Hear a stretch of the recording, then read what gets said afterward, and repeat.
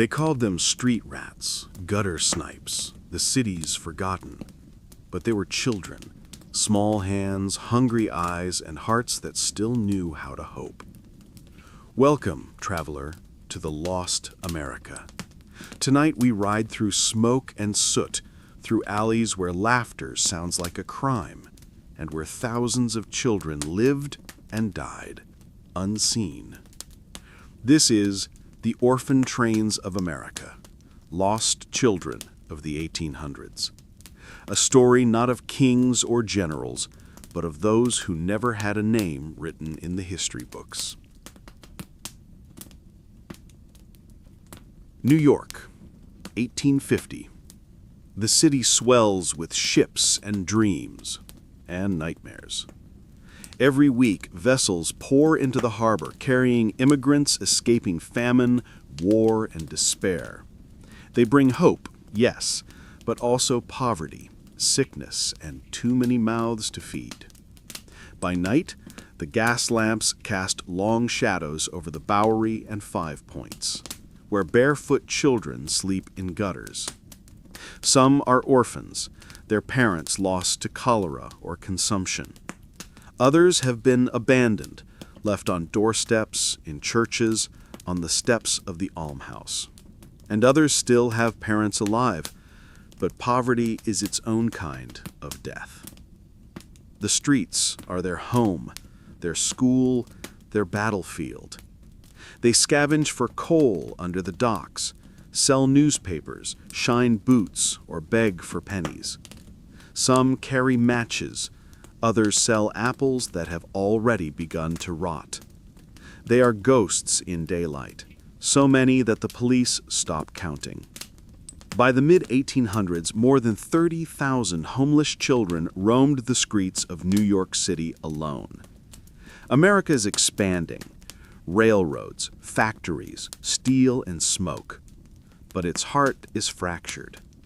The industrial age demands hands, and no one asks how small they are. Child labor laws do not yet exist. 10-year-olds crawl through mine shafts. 8-year-olds run spinning machines in textile mills until their fingers bleed. They are cheaper than men and quieter than women. On the streets, gangs of children form, not out of rebellion, but survival. They steal bread, coal, rags, anything they can sell. Newspapers call them juvenile delinquents, the city's plague. But no headline mentions that most of them have never had a bed. One reporter writes, "They are children in body, but old in face. They speak in curses and yet cry in sleep." If you walked through the slums of Five Points at midnight, you would hear the music of the taverns, fiddles, laughter, violence. Beneath the sound, in the alleyways, a quieter symphony plays. The soft breathing of sleeping children, curled against walls for warmth. Some share rags for blankets. Some huddle beneath staircases. Some are already still, unmoving. Church bells ring in the distance, calling the faithful, but salvation doesn't come to the streets. City authorities do little. The police round up orphans and send them to overcrowded institutions, orphan asylums that are more prison than refuge. Rows of iron beds, gruel for meals, silence for comfort. Others are sent to the almshouse, living alongside criminals and the insane. Their crime? Being unwanted. The newspapers describe it with pity, the politicians with indifference. To the rest of America, these children are statistics, shadows moving in the fog. But to one man, they are something else entirely. In 1853, a young minister named Charles Loring Brace walks through the alleys of New York. He is horrified by what he sees. Boys picking through garbage, girls carrying infants through rain, the very young asleep beside rats. Brace writes in his journal, I have seen a generation raised not by mothers, but by the streets. If nothing is done, they will inherit the nation. Brace believes in reform, not punishment. He imagines a radical solution. What if these children could be sent west, out of the slums, into the open fields, to families who might take them in, not as prisoners, but as sons and daughters? It is an idea both compassionate and dangerous, for in that dream lies both hope and exploitation. But in 1854, hope feels like revolution. Brace forms the Children's Aid Society, gathers donations from churches, and begins recruiting volunteers. His plan? To load dozens, later hundreds of orphans onto trains bound for the farmlands of America. He calls it a rescue mission. The newspapers call it charity. History would call it something else entirely. The first train leaves New York on September 20th, 1854. 46 children ride in its wooden cars, the youngest just 6 years old, the oldest barely 15. They are dressed in donated clothes, clutching bundles of bread, wearing paper tags with their names, or what the society believes are their names. As the wheels begin to turn, some wave through the windows. Others do not look back. For them, New York has never been home. The journey takes days.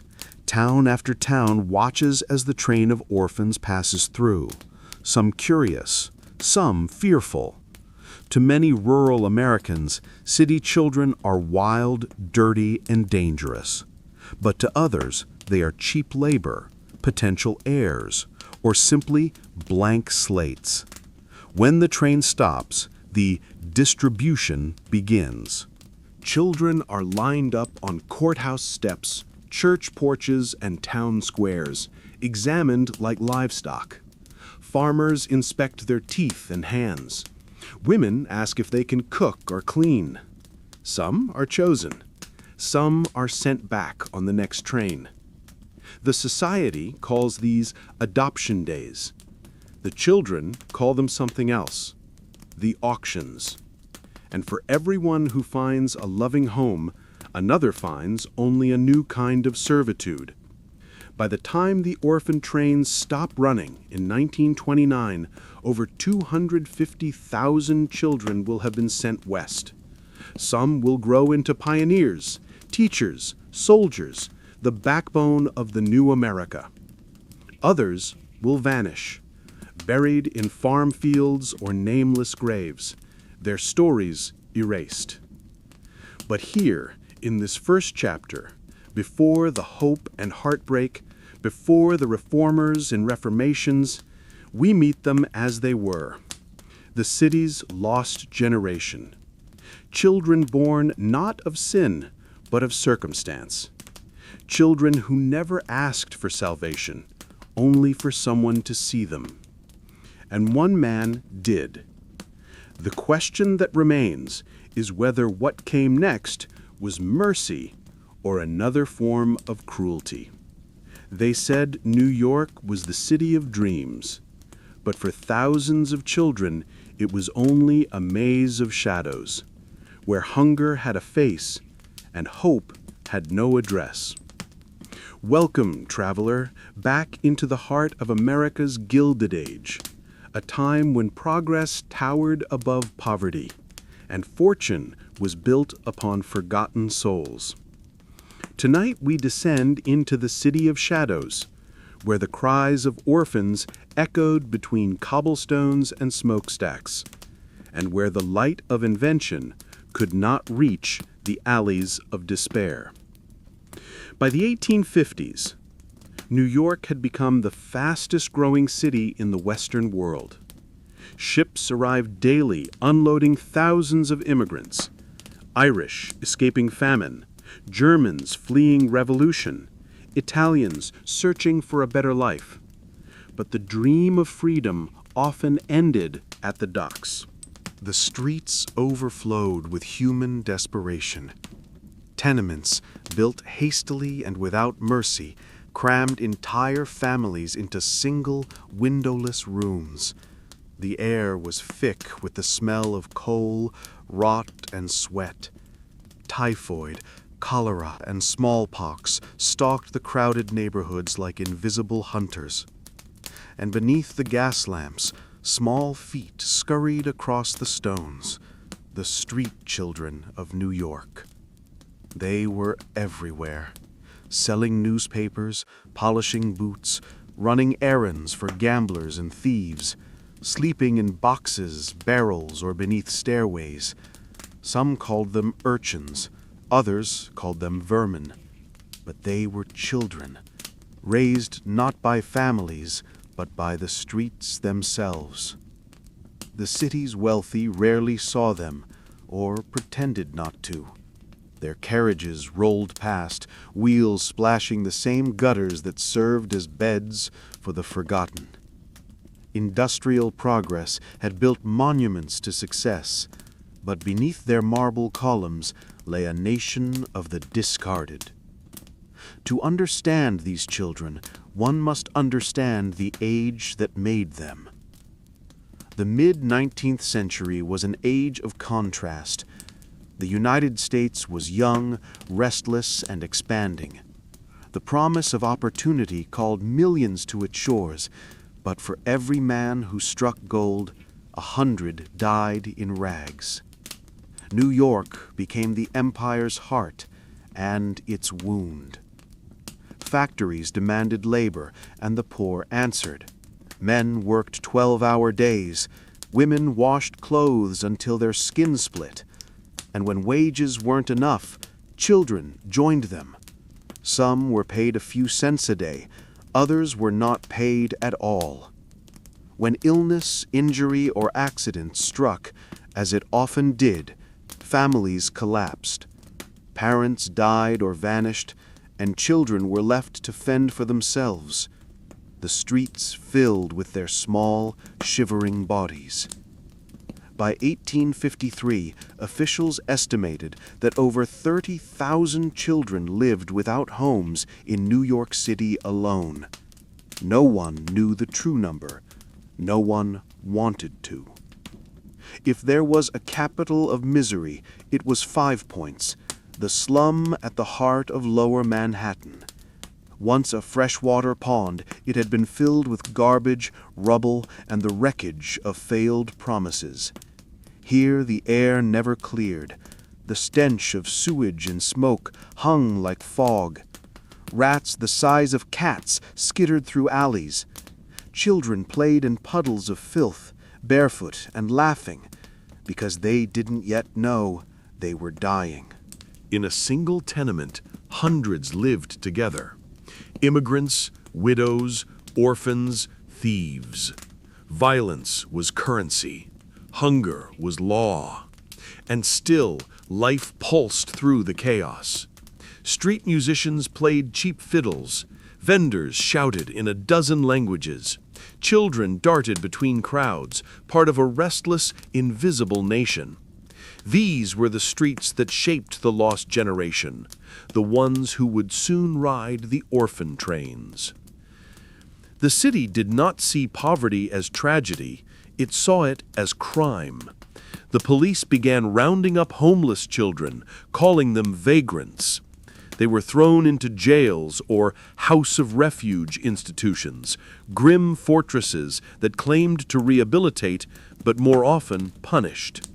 Children as young as 5 were beaten for disobedience, whipped for crying, starved for speaking out of turn. Girls who were unruly were sent to laundries to work off their sins.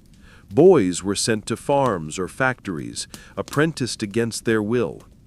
Newspapers praised these measures. The New York Times called the children seeds of corruption, warning they would grow into criminals if not contained. Society saw them as future threats, not present victims. And yet, through all this cruelty, a few voices began to whisper another possibility. What if the children weren't the problem? What if the city was? By the late 1840s, a small movement of reformers began to emerge. Ministers, journalists, and social workers who believed that charity could cure poverty.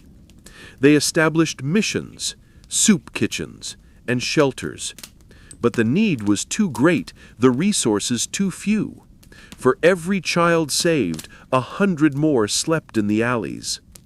One preacher, visiting the 5 Points mission, wrote, "I saw more suffering in one street than in all the sermons I have ever preached." It was here that Charles Loring Brace, a young minister from Connecticut, found his calling. Brace was not the first to pity the orphans, but he was the first to imagine moving them. He looked at the city and saw not hopelessness, but a solution. If these children could be taken from the streets, placed in moral, hard-working homes in the countryside, perhaps they could become honest citizens. The idea was radical, dangerous, and to some, divine. Brace's dream was not born from cruelty, but conviction. He believed poverty was not inherited, it was taught, and therefore it could be unlearned. In his journal, he wrote, "If the city corrupts the child, let us take the child from the city." With this belief, he founded the Children's Aid Society, an organization that would change history, for better and worse. The society began gathering children from the streets, the truly orphaned, but also those whose parents were too poor to keep them. They clothed them, fed them, and promised them new lives in the West. Farmers and families across the Midwest were told they could adopt these children, give them work, shelter, and Christian upbringing. To many, it sounded like salvation. To others, it sounded like displacement. The first trains were still a dream. The first orphans had not yet left, but already New York was watching. Some praised Brace as a saint.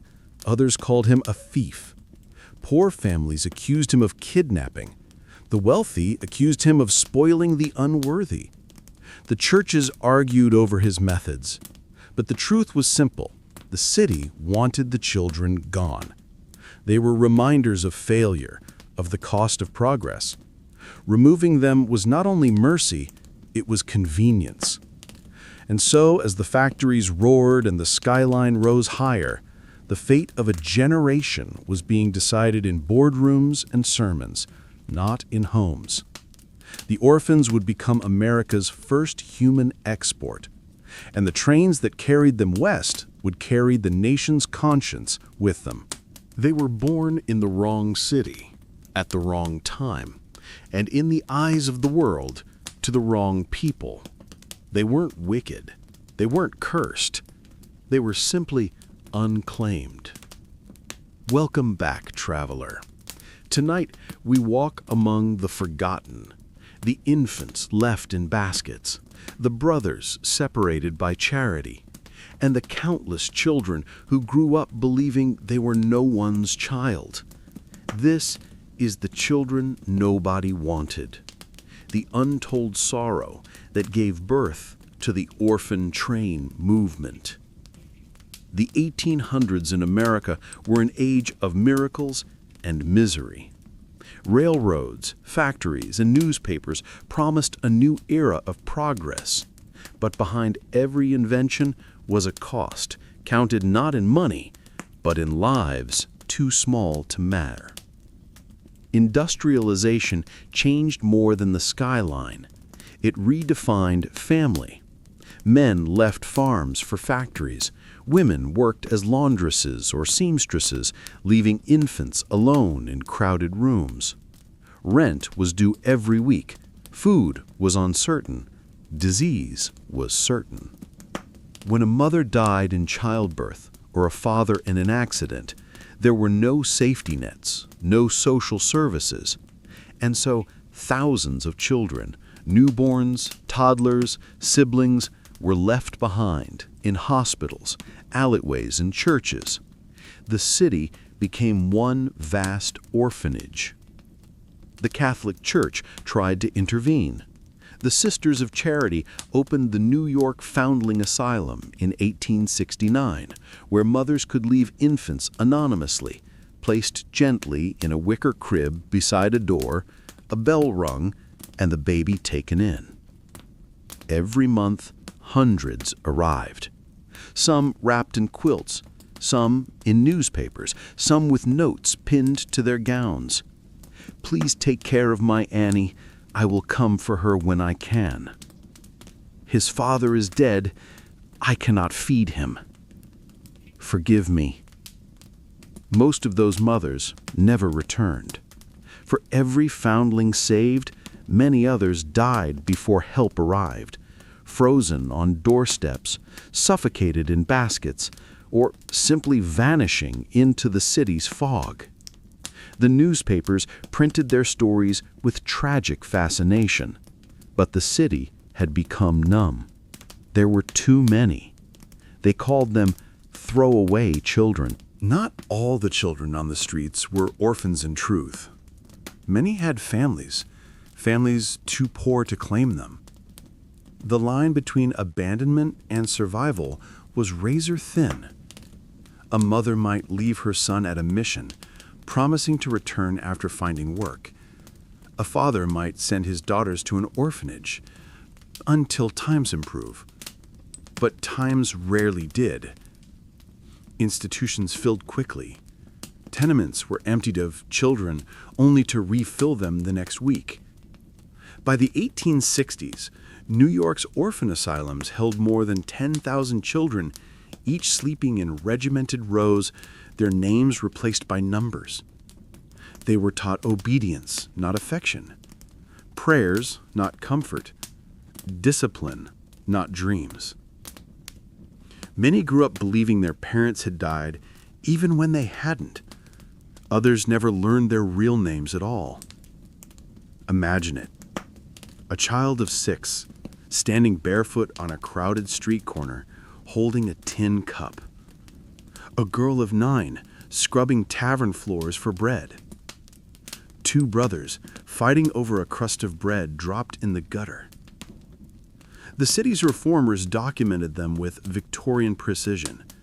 Sketches appeared in pamphlets and journals, small faces staring straight into the reader's conscience. The captions read like eulogies for the living. A waif of Baxter Street. Boy unknown, found near the docks. Sister and brother, both abandoned. Every portrait was a question that no one wanted to answer. How did the richest city in the world lose its children? The orphanages, run by churches, philanthropists, or the state, were meant to save souls, but they often broke them. Strict discipline ruled. Silence was sacred. Love was discouraged as weakness. Children rose before dawn, prayed, scrubbed floors, sewed clothing, and marched in lines. Those too young to work were taught to fear idleness, the devil's hand, as one matron called it. Food was meager, punishments severe. A child who cried for their mother could be beaten for disobedience. The orphanages were designed to reform children into obedient citizens, not to heal them. And the demand kept growing. Even reformers began to despair. They couldn't build institutions fast enough to contain the endless tide of abandoned lives. It was here, amid the crying halls and the echoing prayers, that Charles Loring Brace began to form his most daring thought. What if, instead of locking children away, he could send them somewhere they might belong? To the farms of the Midwest, where families needed hands to help and hearts to love. He envisioned the countryside as pure, moral, redemptive. Everything the city was not. To him, these children were not criminals. They were victims of circumstance who deserved a second chance. He saw salvation on the rails. But good intentions carry their own shadows. Brace's idea demanded simplicity, too much simplicity. He saw the city's poor as victims of environment, not inheritance. But in that belief, he also saw them as blank slates, children to be recreated in the image of American virtue. To reformers, it was mercy. To many immigrant families, it was theft. The Irish and Italian poor accused Brace's society of stealing Catholic children to be raised by Protestant farmers. To the elite, he was moving the city's shame out of sight. To the clergy, he was meddling with divine order. To the newspapers, it was both heroic and horrifying. Yet Brace pressed on. He wrote, "If they remain here, they will be criminals. If we send them west, they may yet be men." The plan was set in motion. Trains to the Midwest, carriages of salvation or exile, depending on who you asked. And soon, the first departure day would arrive. The night before the first train, the selected children slept in the basement of the Children's Aid Society. Some whispered prayers, others cried quietly into their borrowed blankets. A few simply stared at the ceiling, too young to understand what was happening. In the morning, they would be scrubbed, dressed, and given new clothes. Each would wear a paper tag with a name and number. Each would be told, "You are going to a better life."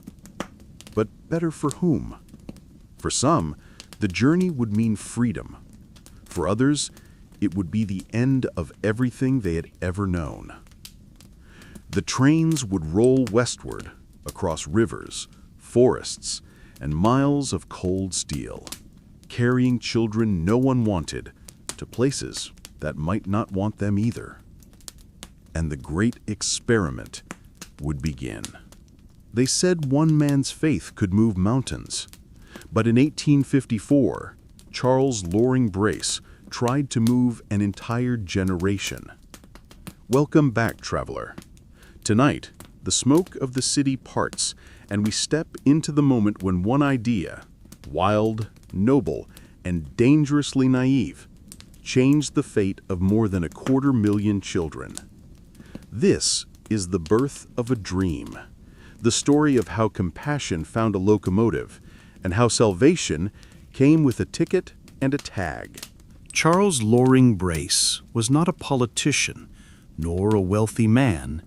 He was a preacher, the son of Connecticut gentry, educated, thoughtful, and restless with conscience. He walked the streets of New York like a man haunted. In the alleys of 5 Points, he saw children sleeping in boxes, eating from gutters, stealing coal from wagons to stay warm.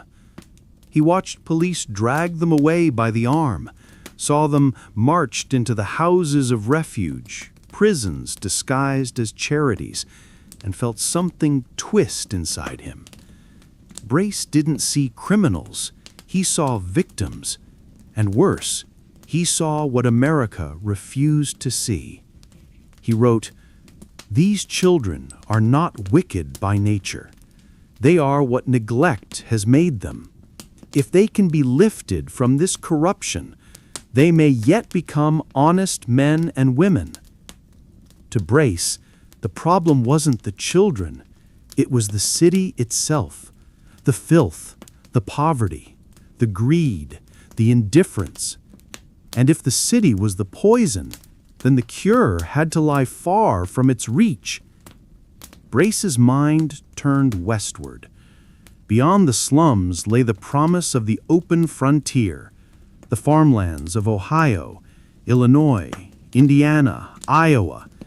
He imagined golden fields, kind-hearted farmers, and simple Christian families willing to open their homes to lost souls. It was an ideal more romantic than realistic, but it was an ideal that the public was desperate to believe. Brace proposed a radical plan. Gather the orphans of New York, clean them, clothe them, and send them west on trains. At each stop, townspeople would meet the children at churches or courthouses. They could take one home, to raise, to educate, to save. A child exchange on rails. Brace called it placing out. The press called it genius. The churches called it providence. The children would call it something else. In 1853, with donations from Protestant congregations and wealthy patrons, Brace founded the Children's Aid Society. Its mission was clear: to rescue, train, and relocate the neglected children of New York City, giving them a moral life and a Christian home. Brace built shelters, industrial schools, and lodging houses where street children could sleep, learn, and earn an honest living.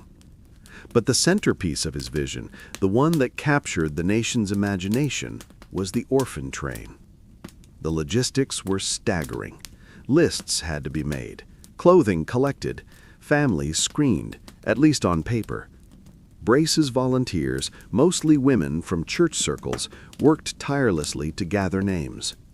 The children were examined, cataloged, and prepared. Each received a Bible, a fresh set of clothes, and a numbered tag to hang around the neck. To the society, it was organization. To the children, it was erasure. On September 20th, 1854, the first orphan train departed from New York City. 46 children boarded that morning.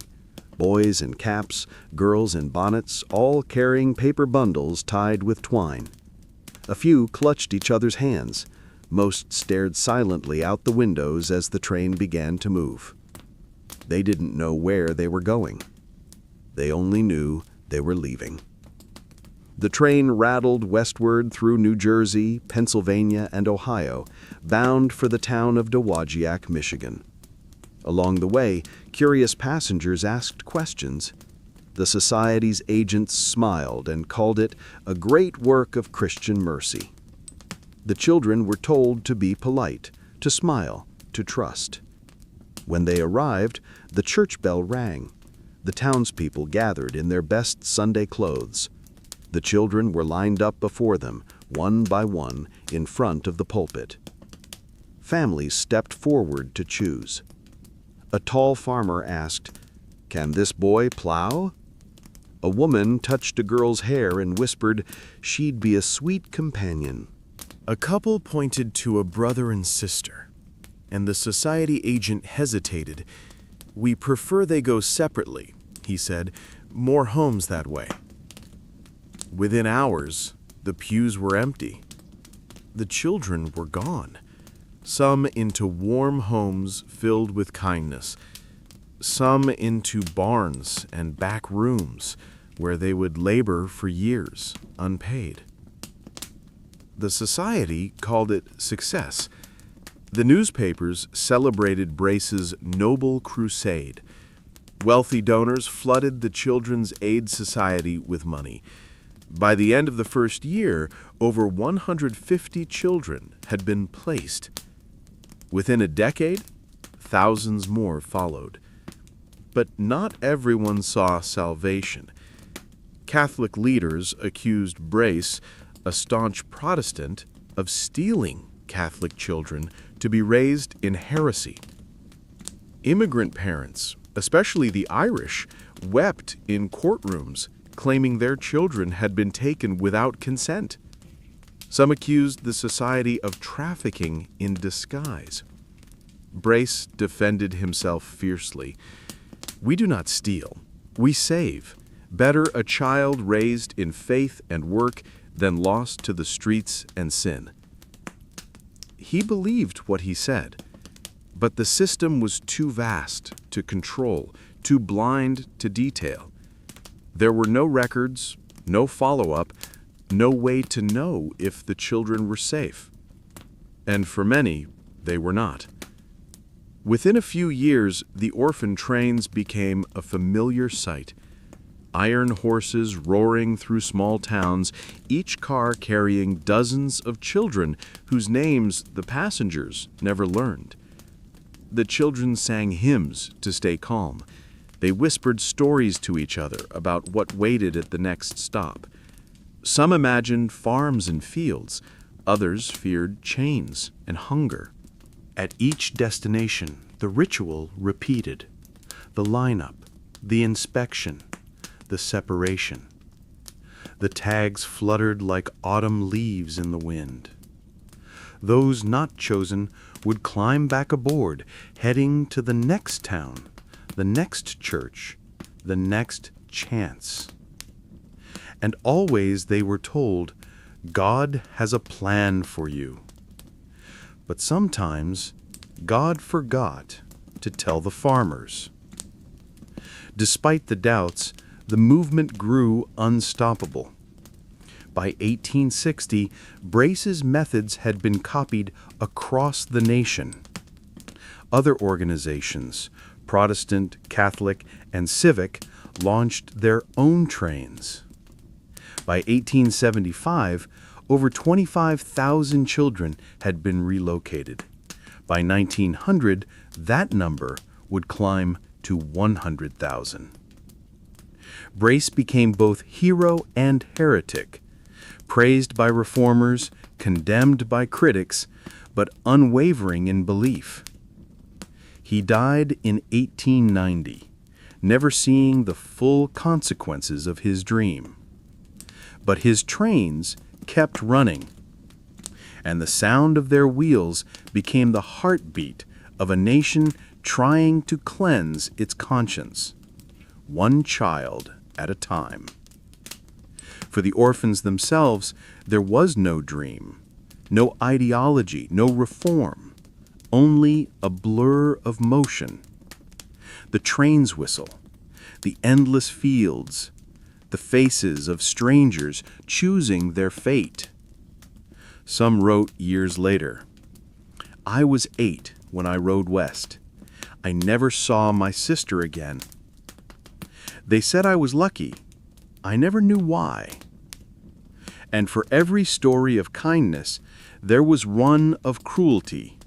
Children beaten, starved, or worked to the bone. Some ran away. Some vanished entirely. The orphan train was both miracle and machine, a lifeline and a weapon. They said the morning smelled of rain and redemption, but for 46 children, it smelled like goodbye. Welcome, traveler. The year is 1854, a new dawn in America's conscience, and the beginning of an experiment that would change the lives of generations. Tonight, we board the first train, the moment when the dream of salvation left the station, carrying with it faith, fear, and 46 little souls with paper tags and borrowed names. It was still dark when the first children were gathered at the Children's Aid Society building on East 23rd Street, New York City. The streets outside were slick from rain, the lamps burning low, the smell of horses and coal thick in the air. Inside, the hall buzzed with nervous energy. Volunteers hurried to dress the children in their new clothes, patched trousers, stiff collars, faded dresses mended with love and urgency. The younger ones cried for mothers who weren't coming. The older ones held their hands, pretending not to be afraid. Charles Loring Brace moved among them, calm but grave. He spoke softly, reminding them they were chosen, that God had a plan for them. Each child carried a small bundle, a Bible, a sandwich, and a note of identification, a tag pinned to their chest that read something like, "Mary Collins, age 9, orphan. James O'Reilly, age 11, strong, works well." They were not just passengers, they were an inventory of hope. At dawn, the Society's agents led them to the train depot. A reporter from the New York Daily Tribune described the scene. They filed quietly, some curious, others silent. A few looked back, though none could see what they were leaving behind. The train whistle blew, steam hissed, the wheels turned, and the first orphan train began its journey west. The train wound through New Jersey, Pennsylvania, Ohio, landscapes shifting from gray city to green hills, from smoke to sky. For the children, it was a moving world of noise and wonder. Some had never left New York. Some had never seen open fields or rivers wide enough to swallow the horizon. Brace's agents tried to keep spirits high. They sang hymns, they prayed. They promised the children that waiting in the West were good Christian families who would love them as their own. But not every child believed in miracles. 8-year-old Annie Flynn asked, "Will they be kind?" No one answered her. 12-year-old Thomas Kelly whispered to his friend, "If they don't want me, I'll run back." He never would. The train rattled on for days, stopping at small towns where curious faces peered through windows at the rows of children in their stiff clothes. For many Americans, it was their first glimpse of New York's invisible army, the street-born, the nameless, the unclaimed. To some, they were a burden. To others, a blessing. To most, a mystery.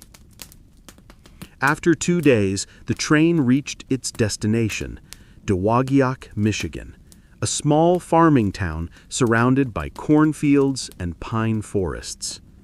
The church bells rang as the children were led into the local Methodist chapel. Word had spread for weeks. Families arrived in wagons, dressed in Sunday best, faces alight with curiosity and judgment. Inside, the children were arranged in neat rows along the pews. The town's pastor offered a prayer, then stepped aside for the distribution to begin. One by one, the children were called to the front. "This is William, age 10, strong boy, used to work. Here is Clara, age 7, quiet, obedient. This one, Patrick, good with horses." Hands were raised. Questions were asked. Teeth and hands inspected like livestock. Some children were chosen within minutes. Others stood trembling for hours. One farmer's wife asked for a little girl with curls. Another man demanded a boy fit for plowing. A brother and sister begged to stay together. They were told no. Too few homes for two. The girl screamed as her brother was led away by a stranger. The church went silent, except for the sound of the door closing behind him. By evening, all but a few had been taken. The remaining children were placed back on the train, bound for the next stop, the next chance. For those who found homes, the future was uncertain. Some families were kind, raising the children as sons and daughters. Others saw them as labor, free help for farms and households. There were no laws, no follow-ups, no guarantees. One girl later recalled, "They said I was adopted, but I worked every day and slept in the barn. I suppose that's what family means to some." Another boy wrote as an old man, "I was lucky. They gave me love and a name that wasn't just a tag." The outcomes were as varied as the children themselves. Salvation and sorrow traveled on the same rails. News of the train spread across the country. The New York Times called it a noble work of mercy. Church papers hailed Brace as a modern saint. Donations poured in, but not everyone celebrated. Irish and Catholic immigrants accused Brace of Protestant abductions. They claimed the society targeted their children, taking them without consent, erasing their religion, their language, their heritage. Some mothers stormed the society offices in tears, clutching newspaper clippings and faded drawings, begging to know where their children had gone. Most never found out. Brace defended his mission. "We are rescuing them from the slums, from sin, from starvation. Better they should live in Christian homes than die in the streets of vice." The city applauded. The streets did not. For the children, the journey never truly ended. Even those who found loving families carried silence in their hearts. A question without an answer. Who was I before this train? Many never learned their real names again. They were given new identities, new birthdays, new beginnings. But the past has a way of following its own tracks. Some reunited decades later, piecing together memories like torn letters. Most were swallowed by history, nameless, unmarked, but not forgotten. One agent's report from that first train simply read, "All placed, all saved." But history whispers otherwise. Not all were saved. Some were merely moved. That single train changed everything. It proved the concept, justified the method, and inspired the movement that would soon sweep across America. From 1854 to 1929, over 250,000 children would ride those trains, east to west, city to prairie, from shadows to uncertainty. Some would become mayors, teachers, pioneers, and parents. Others would die alone in barns, remembered only as orphans. The first train was a prayer made of steam and sorrow, a nation's attempt to cleanse its guilt by sending it west. And though the tracks have long rusted, you can still hear its echo in the silence of the plains. Because somewhere, in every town it passed through, a story was left behind. A boy with no name, a girl with no home, and a dream that was never meant to end. They told them it was a journey to a new life. But for many, it was a one-way ticket to nowhere. A promise that vanished the moment the train stopped. Welcome, traveler. Tonight, the dream of salvation begins to unravel. The orphan train movement, born from faith and hope, starts to show its cracks. This is a ticket to nowhere, the story of the children who were promised heaven but found only hard ground, and of the noble lie that America chose to believe. When the orphan trains began rolling west, America called it a miracle. The newspapers praised the sight. Children stepping down from iron carriages, greeted by smiling farmers, taken into homes that would civilize and redeem them. The Children's Aid Society sent reports filled with triumph and thanksgiving. It was a story everyone wanted to believe, that the poor could be saved, that the lost could be found, that the broken could be fixed, if only they were sent far enough away. Charles Loring Brace wrote, "We are carrying civilization into the wilderness and giving new sons and daughters to our republic." But beneath the hymns and headlines, something darker moved along the rails. At every stop, the same ritual unfolded. The children were lined up in rows, girls in faded dresses, boys in stiff coats. Their paper tags fluttered in the breeze like leaves from a dying tree. Farmers inspected them as though they were livestock. They asked their ages, their health, their ability to work. Is he strong enough to lift hay? Can she sew or mind the baby? Does he have any bad habits? The society called it placement. The children called it being chosen. Those not picked were loaded back onto the train, silent, eyes dull, waiting for another town, another chance. Some would ride for weeks, from one platform to another, until someone finally pointed and said, "That one." They were too young to understand they were part of an experiment. They only knew that the ones who weren't chosen never came back. For some, life on the farms was a blessing. There were families who truly wanted children, who offered love, warmth, and belonging. They gave the orphans new names, taught them to read, and kept their photographs by the hearth. But for many others, the dream ended the moment the door closed. Boys became laborers, rising before dawn, plowing fields until their hands bled. Girls became servants, scrubbing, sewing, and tending to infants that were not their own.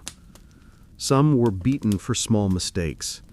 Some were never paid or educated. Some disappeared entirely, buried in silence, or left on the roadside when they fell ill. The Children's Aid Society rarely followed up. Once placed, a child was considered saved. No one checked if the saving was real. Those who could not endure tried to run.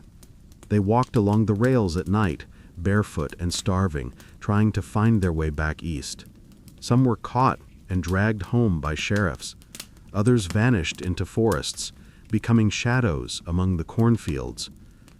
A boy named Samuel was found months later near St. Louis, living under a bridge. He was 10. When asked where he was going, he said, "Home." But home was gone. Another, a girl named Clara, was discovered working at a tavern under a false name. She said she'd been adopted to cook.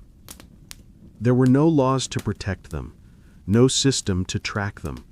They had no birth certificates, no legal guardians, no identity except the one assigned to them by strangers. To the world, they were lucky. To themselves, they were lost. The Society's field agents, men of faith hired to oversee placements, often faced impossible choices. They traveled hundreds of miles, inspecting dozens of homes, recording only what they wanted to see. A few were honest and horrified. One wrote, "The children are used as beasts of burden, yet their masters call it charity." Another agent reported proudly, 87 children placed, all well. He never saw them again. Even Charles Loring Brace, far away in New York, began to hear rumors of mistreatment, but he could not bear to believe them. He told his critics, "There are failures, yes, but think of the thousands saved." History would later ask, how many failures make salvation a sin? Religious conflict deepened the wounds. Brace's Protestant society often sent Catholic children to Protestant homes. To devout Catholic families, this was not rescue, it was conversion by stealth. Priests preached against the trains, warning that faith was being traded for farmland. Catholic orphanages began their own rival trains, sending children only to Catholic homes in the Midwest. By the 1880s, dozens of organizations competed to move as many children as possible. The result was chaos. Children were lost between systems, records were burned or misplaced, siblings were split between Protestant and Catholic trains, never to meet again. A country trying to save its soul had begun dividing it instead. Years later, survivors would tell their stories in letters, interviews, and memoirs, fragments of memory stitched together by time. They said I would have a mother. I got a mistress. My new father called me it. I worked until I couldn't feel my hands. The only time I was touched with kindness was when they chose me at the church. They said I was lucky. Maybe I was. I survived. Not all voices were bitter. Some spoke of gratitude, of kind homes, education, faith. But all carried the same silence, a childhood stolen and rewritten. They were the nation's forgotten children, not abandoned by cruelty alone, but by the machinery of good intentions. Brace believed deeply in his mission. He saw himself as a reformer, a redeemer, a builder of futures. But his vision required blindness to poverty, to prejudice, to pain. He believed that any home was better than the streets. He forgot that a bad home could wound more deeply than hunger. The orphan trains became a symbol of mercy and of guilt. They carried the conscience of a nation westward, hoping to bury its shame in distant fields. But the truth could not be buried. The children remembered, and their stories, whispered across generations, would one day rise again like ghosts from the rails. By the 1870s, the orphan trains stretched across the entire country. From New York to Texas, from Michigan to Kansas, the rails carried tens of thousands of children to towns that had never seen the ocean, the tenement, or the terror of the city night. The Children's Aid Society kept records of departure, never of arrival. The trains kept moving. The children kept disappearing. And America, proud of its charity, never asked where the tracks truly led. Because in truth, the orphan trains were not bound for heaven or hell. They were bound for nowhere.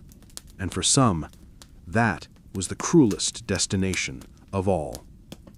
They boarded together, small hands clasped, hearts trembling, and promised never to let go.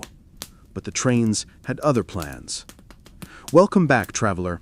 Tonight we witness the most heartbreaking chapter of the orphan train story. When bloodlines were broken, when siblings became memories, and when the journey meant losing not only a home, but each other. This is Brothers and Strangers, the chapter where love was divided by mercy, and where America's great rescue experiment tore apart its own angels. When the Children's Aid Society began its mission, it made a promise. Wherever possible, brothers and sisters would remain together. But as the trains began to fill, and as towns demanded the best boys or the prettiest girls, that promise became a burden. A single family in Kansas might want a boy to help with farm work, not his sister. A widow in Nebraska might want a young girl to keep her company, not her brother. And so, the society's agents made the practical choice: divide them. The reports called it necessary. The children called it betrayal. There are stories, too many to count, of brothers and sisters clinging to one another as they were pried apart at church altars, on courthouse steps, and at station platforms. A 9-year-old boy named Liam clutched his sister Maggie's hand in front of a crowd in Illinois. When a farmer pointed to him and said, "That one," Liam screamed, "Not without her!" The farmer replied, "I don't need to." Maggie's hand was pulled away. She watched as her brother disappeared down the road in a stranger's wagon, his tag fluttering in the wind. She would never see him again. Another child, Emma, later wrote, "They said we were going to find new families, but no one told us we would lose the only one we already had." Charles Loring Brace's records were meticulous. Lists of names, ages, destinations, but not of reunions. The society promised to track placements, to record correspondence, to reunite siblings if circumstances allowed. But the truth was simpler and crueler. Once separated, the children rarely found each other again. Letters were lost. Addresses changed. Some could not even write their names. Others, renamed by their new families, forgot what to search for. A generation of orphans grew up haunted by half-remembered faces, a laugh, a lullaby, a hand that once held theirs in the dark. They became brothers to no one. Brace's pamphlets told the public inspiring tales. Boys who became hardworking farmers, girls who grew into pious women, siblings reunited through God's providence. The truth was less tidy. Some brothers were adopted into neighboring farms but forbidden to speak. Others were told their siblings had died, even when they hadn't. Many were too young to understand what had happened until it was too late. One man, decades later, recounted his story in an interview for the Kansas Gazette. "I remember her, my little sister, Mary. They said she went on another train. I waited 50 years before I stopped listening for her footsteps." He paused, then added softly, "When you lose your family that young, you spend your whole life pretending you found them again." Deprived of family, the children learned to make their own. On the long journeys west, they forged bonds stronger than blood, brothers and sisters by survival, not birth. They shared crusts of bread, whispered secrets, and promised to find each other again, no matter what happened. Some kept those promises, many did not.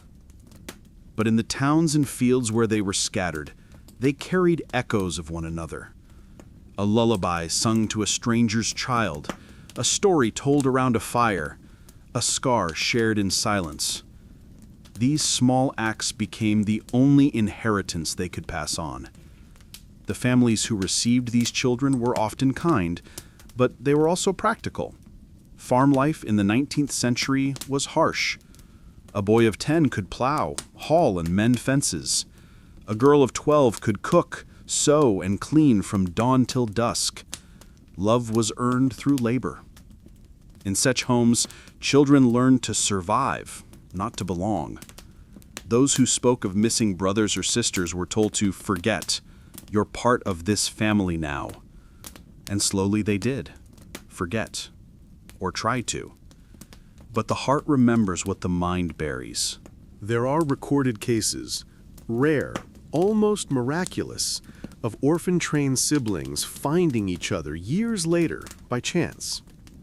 In 1907, two men met at a veterans gathering in Oklahoma. They had different names, different lives, but both bore the same scar, a jagged mark on the wrist from a broken bottle when they were children.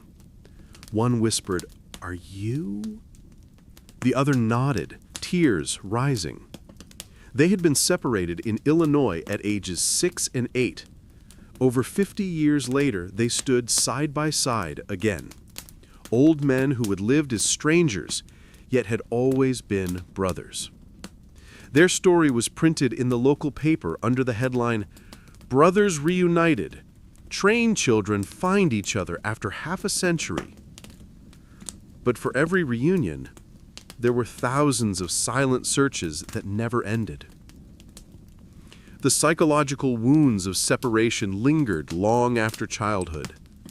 Many orphan train survivors described lifelong anxiety, distrust, or an aching sense of not belonging anywhere. One woman wrote in her journal, "I have a husband, children, a home, yet when the train whistle sounds, I still feel like I'm waiting to be chosen."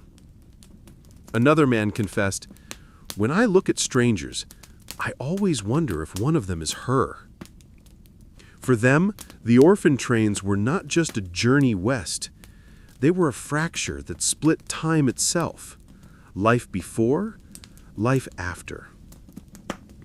Charles Loring Brace had dreamed of creating citizens. In that, he succeeded. Many of these children helped build the nation's heartland, its towns, schools, and farms. But the cost was invisible, carried in silence. The trains may have saved bodies, but they broke bonds, and no amount of reform could undo what separation began. The orphan trains had promised salvation. For countless brothers and sisters, they delivered only solitude. By the end of the 19th century, the Children's Aid Society had stopped promising to keep siblings together. The phrase, "when possible," became their quiet escape clause. But across the prairies, the rails still shimmered in the sun, steel lines connecting hearts that would never meet again. And somewhere, on the edge of every small town, a child stood listening to the whistle of a passing train, wondering if somewhere on the horizon, another child was listening too. They were brothers and strangers, bound not by blood, but by a shared silence the world had forgotten. They said the rails led to hope, but for the children aboard those iron carriages, the road west was long, hungry, and haunted by silence. Welcome, traveler. Tonight, we ride with them, across endless fields, through small towns and storm-soaked nights, into the heart of a nation that promised salvation at the cost of identity. This is the road to the Midwest, the journey that transformed orphans into symbols and America's forgotten children into the cargo of conscience. The trains were slow, noisy, and unending. They moved like beasts of fire through the wilderness, hissing, trembling, alive. Inside, the orphans sat shoulder to shoulder, packed onto wooden benches, clutching small bundles of bread and hope. There were boys in patched trousers, girls in faded dresses, infants held by older children who barely knew how to care for themselves. Most had never been on a train. Some had never left the city. The rhythm of the wheels, clack, clack, clack, became the heartbeat of their new life. An agent from the Children's Aid Society recorded, "They looked out the window with eyes too old for their faces. The fields amazed them and frightened them. There was too much sky." For children who had grown up in alleys and tenements, the endless plains were a kind of terror. No walls, no noise, no crowds, only wind and distance. The journey could last days or even weeks, depending on the number of stops. The trains rattled through New York, Pennsylvania, Ohio, Indiana, Illinois, all the way to the far-flung towns of Kansas, Nebraska, and beyond.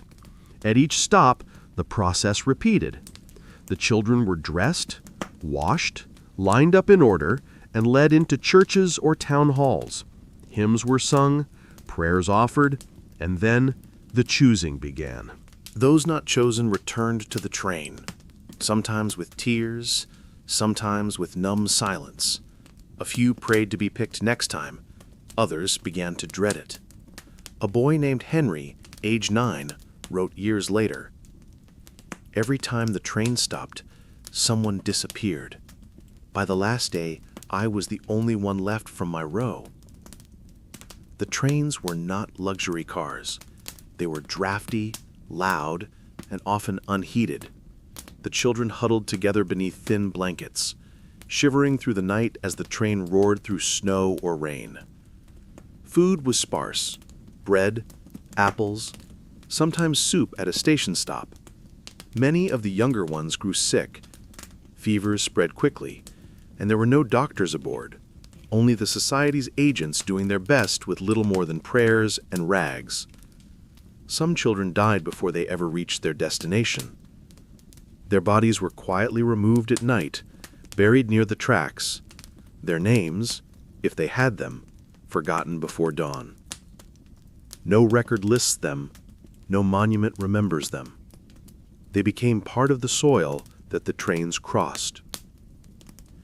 As the days passed, whispers filled the train cars. Where are we going? Will they be nice? What if no one picks me? Older children comforted the younger ones, inventing stories of homes with apple pies and mothers who sang at night. But even the bravest could not hide their fear. One boy refused to sleep, convinced that if he closed his eyes, the train would leave without him. A girl kept her shoes on even in her sleep, terrified that she'd have to run again. The society's agents encouraged prayer, but to most of these children, God had always lived somewhere else, in the churches that turned them away, in the sermons that promised salvation for everyone except them. Outside the train, the landscape unfolded like a painting, hills giving way to plains, towns blooming from nothing. Every mile was a promise of a better world. But inside the train, the children learned a crueler truth. The road to salvation was lonelier than the streets they'd left behind. They watched as farmers waved from fields, women hung laundry, and children with parents played near the tracks. For the orphans, these sights were both hope and torture. Glimpses of the life they were told was waiting, but not yet theirs. One child whispered to another, "Do you think we'll ever have someone wave to us?" The other shook his head. "No, people don't wave to ghosts." At every stop, the same ritual. Line up, smile, be quiet, be good. The church bells rang, the townsfolk gathered, and the choosing began. Some children were picked immediately, the pretty ones, the strong ones, the ones who looked obedient. Others stood for hours under the watchful eyes of strangers. Sometimes the crowd was cruel. Farmers joked about good stock and strong hands. Women whispered judgments about freckles, accents, or the color of hair. For many, the selection felt less like salvation and more like auction. And when the crowd dispersed, those not chosen climbed back aboard. The whistle blew again. The train moved on. Each stop took more of their hope away. For those who stayed aboard, the train itself became their only home, a limbo between past and future. At night, the world outside turned black, the windows reflecting their faces back at them. 46 ghosts of New York traveling into the unknown. The older children began to take care of the younger ones, feeding them, telling stories, brushing their hair. In that narrow space, they created their own small families, families that would be scattered again by morning. When the agents came to wake them, it was always the same command. Up now, smile, it's time to meet your new home. No one ever asked if they wanted to. For the small towns of the Midwest, the arrival of an orphan train was both spectacle and salvation. Local papers announced it days in advance. Children from the East arrive this Thursday. Good homes needed. Families came from miles away, some out of charity, others out of curiosity or convenience. In places where labor was scarce, a strong boy could mean another pair of hands for the harvest. A girl could help with housework or care for the elderly. The line between adoption and indenture blurred with every handshake. When the train finally left, it carried with it the sound of the children's voices, crying, whispering, promising to remember names that would soon fade in the wind. Long after the train stopped running, the roads they traveled remained etched into America's soil. The rails cut through farmlands, forests, and forgotten towns, and with them, the invisible line between mercy and manipulation. The movement that had begun as a dream of salvation had become an engine of displacement. It carried not just children, but the burden of a nation trying to cleanse itself of guilt. Every whistle that blew across the plains was a confession, a cry disguised as progress. For the children, the journey was not just physical. It was the end of the world they had known, the last time they would see the faces of those who shared their pain. When they stepped off that train, they left their names behind. The rails behind them grew cold, and the world, vast and beautiful, opened before them like a page they were too tired to read. Some would write their own stories in it, others would simply vanish between the lines. They called it charity. But to the children lined up on church steps and courthouse lawns, it felt like being sold. Welcome back, traveler. Tonight, we witness the cruel theater of compassion, when salvation became a spectacle and the orphan train children stood before crowds of strangers who would decide their fate. This is Auction Blocks of Innocence, the chapter where mercy wore a mask and childhood was traded beneath the hymns of America's good intentions. Everywhere the orphan trains went, the ritual was the same. The towns gathered in their finest clothes, the church bells rang, families arrived in wagons from miles away, the air smelled of dust, sweat, and Sunday perfume. The children were assembled outside, lined up in neat rows, faces scrubbed, tags pinned to their chests. They were told to smile, to stand straight, to look grateful. Inside, pastors prayed and local dignitaries made speeches about saving the poor little souls of the city. The townsfolk nodded solemnly as if witnessing a moral triumph. Then the real business began. Each child was called forward one by one. This is Henry, age 12, a fine, strong boy. He's worked in the city stables. Here is Clara, only 7, gentle temperament, good with younger children. Tommy, 9 years of age, healthy, eager, obedient. And as the children stood before them, trembling, smiling, clutching their small bundles, the crowd began to choose. There was no money exchanged, no hammers strike, but it was an auction all the same.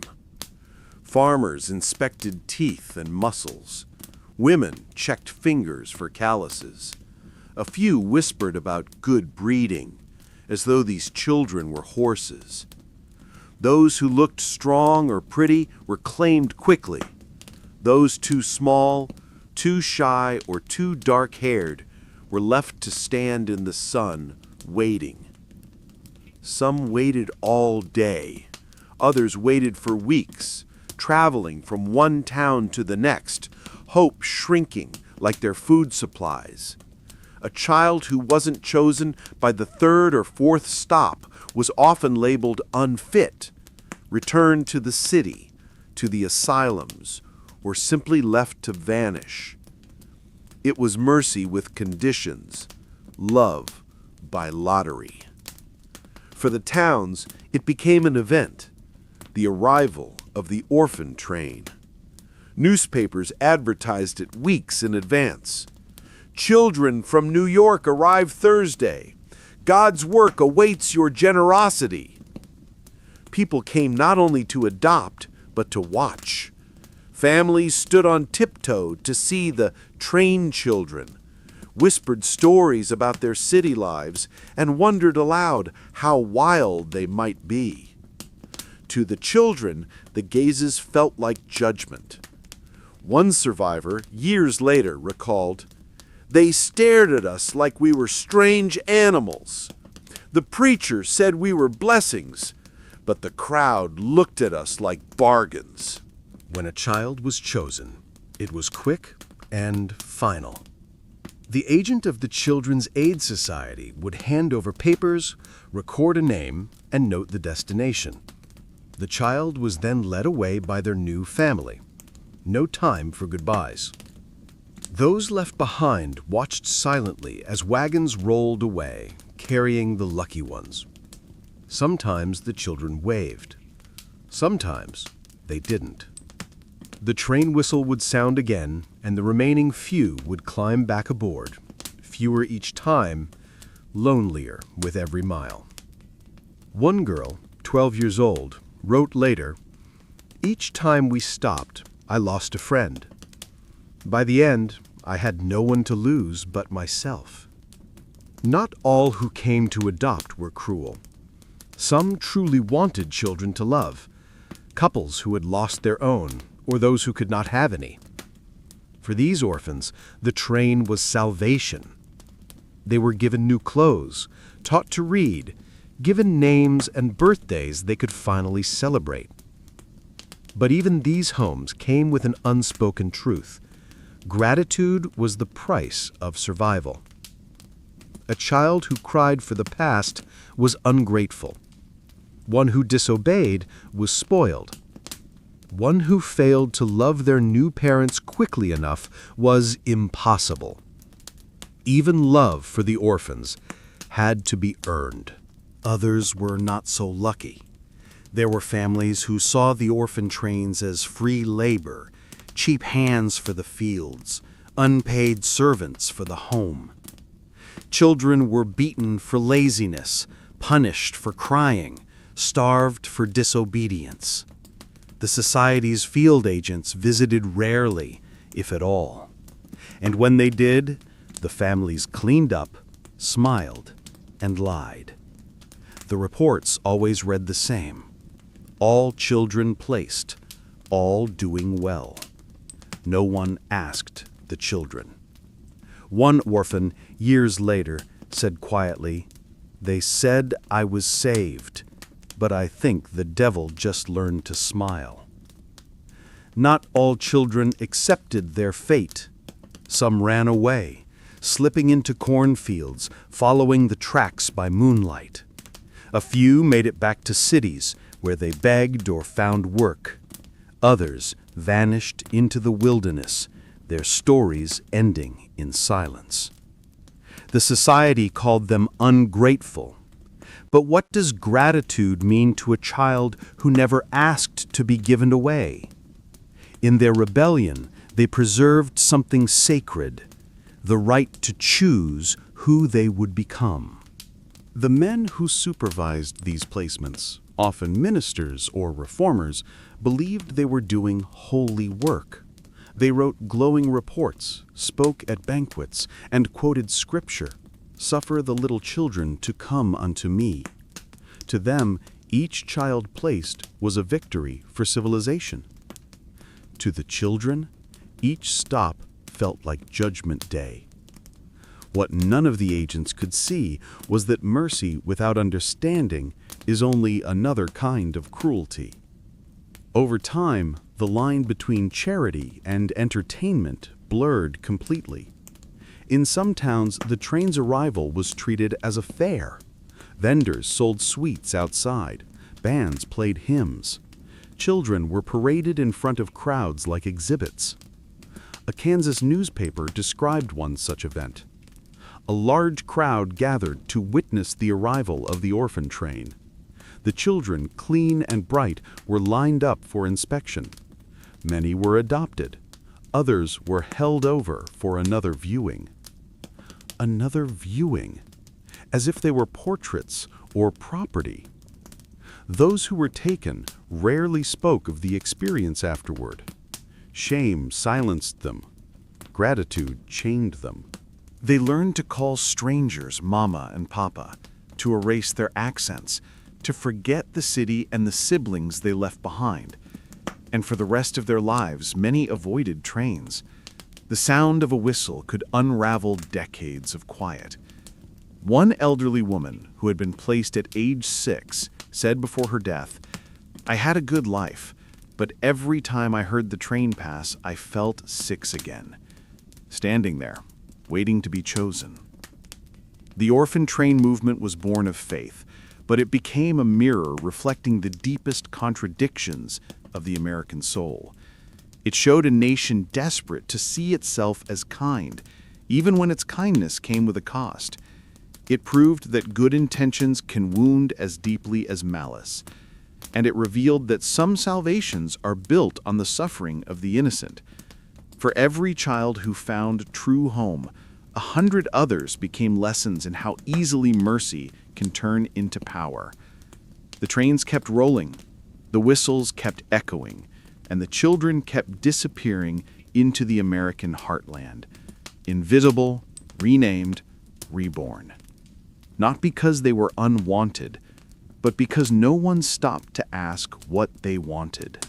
They told them they were going home. But for many, home was just another word for work. Welcome back, traveler. Tonight, we follow the children after the train stopped, into the houses and farms where they were sent to begin new lives. Some found love, others found labor, and all of them learned the same truth, that belonging is harder to earn than bread. This is Homes and Hardships, the story of what happened when the dream of salvation met the reality of survival. When the children stepped off the trains, they entered a new world. Wide skies, open fields, and silence that felt endless. For those who had known only the noise of New York, the clatter of wagons, the hum of the docks, the cries of the street vendors, the prairie was terrifying in its stillness. Some were greeted warmly, embraced by mothers who meant it. Others were handed straight from the preacher's hand to the farmer's grip, their futures sealed with a nod and a handshake. The journey had ended, but the test had only begun. There were 3 kinds of homes waiting for the orphan train children. The first were homes of kindness, families who truly wanted children, who treated them as their own. They were clothed, educated, and loved. They helped with chores, yes, but they were hugged when they cried and kissed goodnight. The second were homes of necessity, practical, emotionless arrangements. The children were taken in as workers, not loved ones. They were fed enough to survive and clothed enough to be decent. But affection was a luxury the family could not afford. And the third were homes of cruelty, the ones that hid their violence behind the walls of morality. It was these homes that would scar the story of the orphan trains forever. On the farms of the Midwest, a child's worth was measured in sweat. Boys worked before dawn, driving plows, milking cows, tending horses. Many were beaten for mistakes, a broken tool, a missed chore, a dropped pail of milk. Girls rose early to cook, clean, wash, and sew.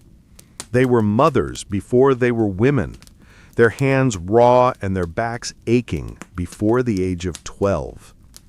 There was no play, no laughter, no schooling beyond what the family thought useful. Some were called servant, others charity. Most were told to earn the love they had already been promised. The Children's Aid Society asked new families to write letters, reports of progress, of gratitude, of God's blessings. And they did. But those letters were rarely written by the children. They were composed by parents eager to prove their virtue, to keep receiving the praise of the society and the church. Quote, "Our little Joseph is a joy to us," one letter read. "He learns quickly and helps with the crops." No one asked Joseph. If they had, they might have learned that he slept in a barn, that he was beaten with a belt for missing supper, and that he prayed not for salvation, but for escape. Not every story was tragic. In small towns across America, there were men and women who saw the children not as burdens, but as blessings. Some taught them to read, bought them shoes, and gave them new birthdays to celebrate. A few even encouraged them to remember where they came from, to keep their old names alive. One farmer's wife in Iowa wrote in her diary, "We call her Ella, but she tells me she was Annie before. I let her keep both names, one for here, one for before. No child should lose everything." It was small mercy, but mercy nonetheless.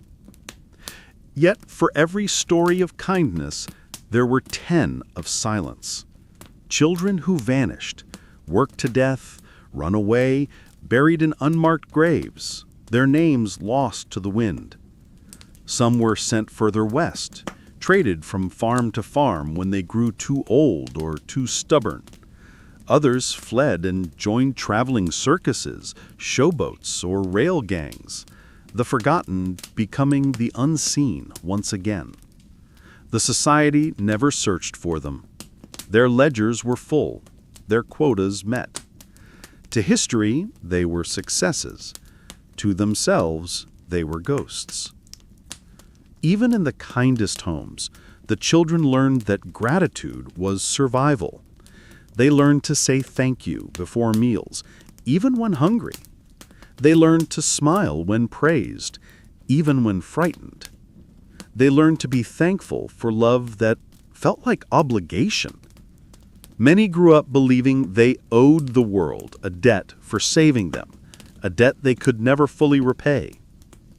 One former orphan wrote in a letter to a local paper, "I am thankful for my life, but not for how I came to live it." It was a sentence too dangerous to print at the time. Most of the orphan train children never told their own children the truth. They spoke vaguely of coming west or being adopted young, but the details, the trains, the lineups, the tears were buried under decades of silence. Some feared shame, others simply wanted to forget. But memory has a way of leaking through the cracks. A daughter once said of her father, an orphan train rider, "He could build anything, barns, fences, houses, but when I asked where he came from, he said, 'Nowhere.'" In many towns, the memory of the orphan trains faded as quickly as the children who arrived. No plaques were built, no records kept. The farms changed hands, the children grew old, and the nation moved on. But sometimes, after church on quiet Sundays, old women would whisper to each other, "You know, she was one of the train girls," or "That man, the blacksmith, came from back east, one of those orphans." The tone was always the same: curiosity, never cruelty, but always distance. They were still strangers, even after a lifetime of trying to belong. The orphan train movement was born from hope that environment could save a soul. But hope, when blind, can become a tool of harm. For some, the homes brought healing. For others, they brought only a new kind of hunger, for love, for identity, for a place in a country that had forgotten their names. America was building itself on faith, steel, and children's bones. And the orphan trains, for all their good intentions, became the tracks that carried innocence away. The fields of the Midwest are quiet now. The wind moves gently across the old rail lines, whispering the names no one remembers: Annie, Thomas, Clara, Liam. Children who once called strangers Mama and Papa because they had no one else to call. Their lives were built from endurance, their stories from silence, their legacy from everything they lost and everything they endured. They wanted to save the children. But what happens when salvation starts to look too much like sin? Welcome back, traveler. Tonight we step into the uneasy conscience of a nation. The orphan train movement, once praised as divine mercy, begins to fracture under the weight of its own contradictions. This is the reformer's dilemma. The story of the men and women who built a machine for compassion, only to discover that compassion, without understanding, can destroy the very lives it means to save. By the 1880s, the orphan train movement had become an American institution. The Children's Aid Society had placed tens of thousands of children across the Midwest. New organizations followed. Catholic charities, state agencies, private orphanages, all rushing to claim their share of rescue.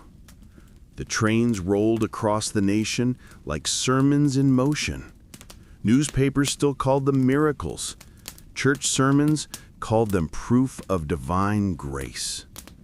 But in the shadows of success, doubt began to stir. Reports reached New York of children mistreated on farms, overworked, starved, or abandoned again. Some families took children as help, never intending to adopt them.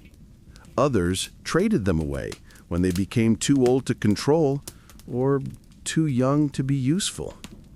The society ignored many of these reports or explained them away as isolated incidents. But isolated incidents multiplied.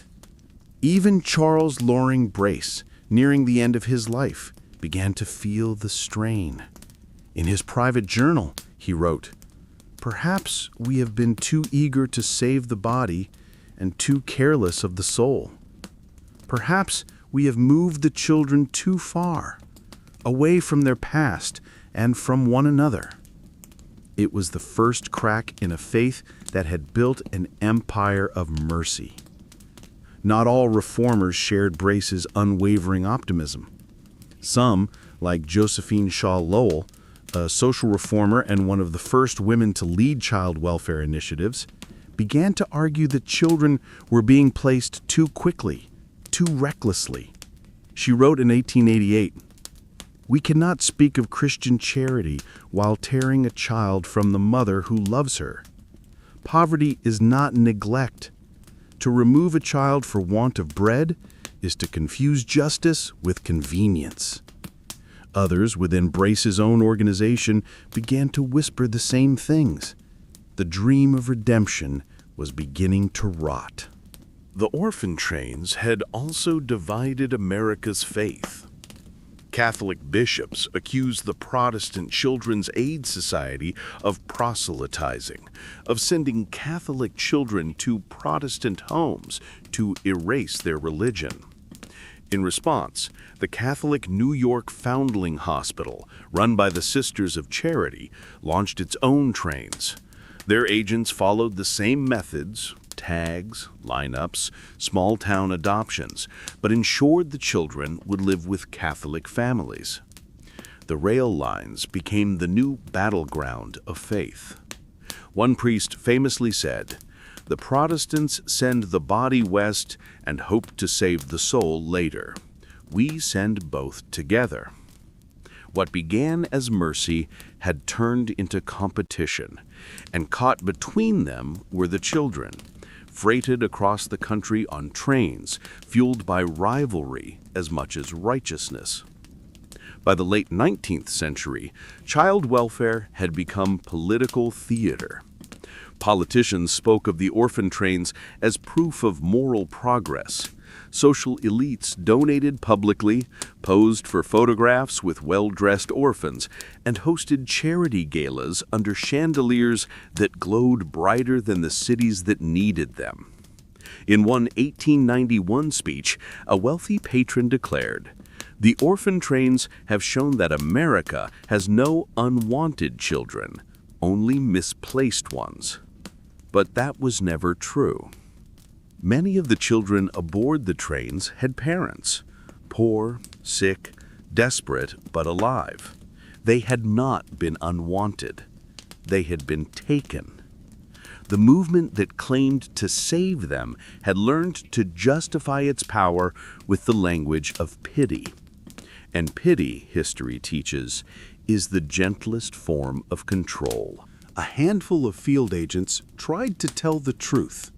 In the early 1890s, a report circulated quietly among reformers. It described the case of 3 brothers sent to Nebraska, one dead, one missing, one returned to the city with scars across his back. The report concluded with a warning. We have built a system without eyes, without ears, without conscience. The children vanish, and our only comfort is that the paperwork says otherwise. Brace had already died by then. His successors, though uneasy, defended his legacy. They told the press that no reform is without pain, and that the good far outweighed the bad. It was an argument that had already begun to sound hollow. By the early 1900s, a new generation of reformers emerged, women like Lillian Wald, Jane Addams, and Florence Kelley, who saw the orphan trains not as salvation, but as displacement. They believed in social work over moral crusade, in helping families stay together instead of scattering them across the frontier.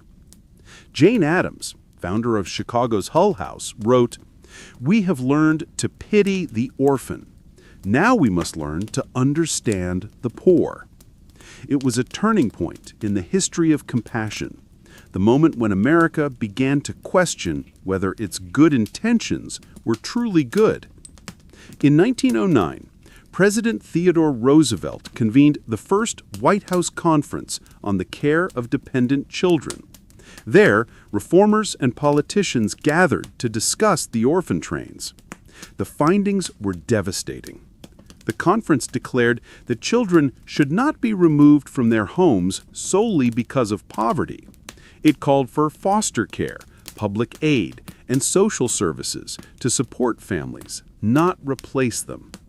It was the quiet death sentence of the orphan train movement. The trains would continue for another 2 decades, but the faith that fueled them was already gone. The reformers faced a question that echoes even now. How far should we go to save someone who was not asked to be saved? Brace believed that taking a child from a broken city was mercy. But what if mercy, without choice, is just another kind of theft? The reformers had built a machine of hope, but they had not built a system of listening. And so, in trying to rescue children from the streets, they had created a new kind of orphanhood, one sanctioned by society itself.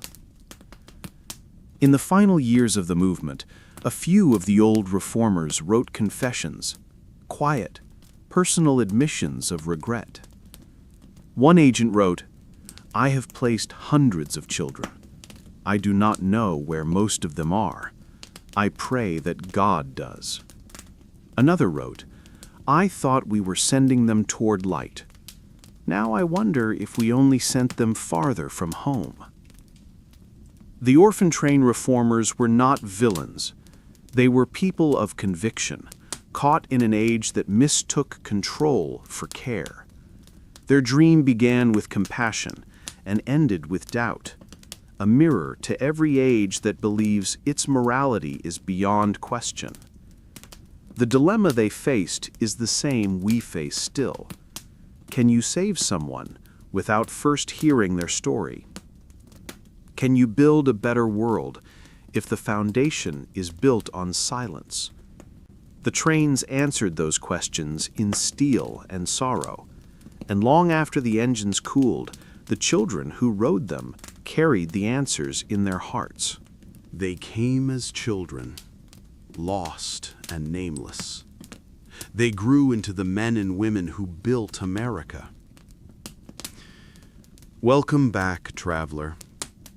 Tonight, the trains have stopped, the children have grown, and the echoes of their journeys roll across the fields they once feared. This is Echoes from the Plains, the story of what became of those who survived the orphan trains, the farmers and soldiers, the mothers and drifters, the forgotten and the forgiven, who turned silence into endurance and pain into legacy. By the turn of the 20th century, tens of thousands of orphan train riders were no longer children. They were adults, scattered across the Midwest and Great Plains, raising families of their own, building homes from the same land that had once frightened them. They had helped tame the frontier, plow the fields, build the railroads, and fill the new towns that dotted America's map like freckles on its growing face. They were everywhere. In Kansas, Iowa, Nebraska, Missouri, Texas, and beyond. But they were invisible. They never spoke much about where they came from. When asked, they simply said, "The East," or "From New York," or nothing at all. The world saw them as pioneers. They knew themselves as survivors. The orphan train movement had claimed it would turn the city's refuse into citizens. In its strange, cruel way, it succeeded. The boys grew into blacksmiths, miners, teachers, and soldiers. The girls became mothers, nurses, schoolmarms, and midwives. Together they helped populate the heart of America. Ordinary people with extraordinary beginnings. And yet behind their smiles and faded photographs lay the shadows of children who had once stood on auction blocks, waiting to be chosen. One former orphan, now a grandmother in Kansas, told her granddaughter, "We built this country, but the country never built a place for us." Some of the orphan train riders tried to find their families later in life. They wrote letters to the Children's Aid Society, asking for information, for names, for any scrap of the past. Most received polite replies. Records lost, no information available. Some traveled back to New York, wandering the streets of their childhood, the docks, the alleys, the churches that had once been home. But the city had changed. The orphanages were gone. The buildings stood, but the people were dust. They were strangers in both worlds, too city for the country, too country for the city. Rootless, but resilient.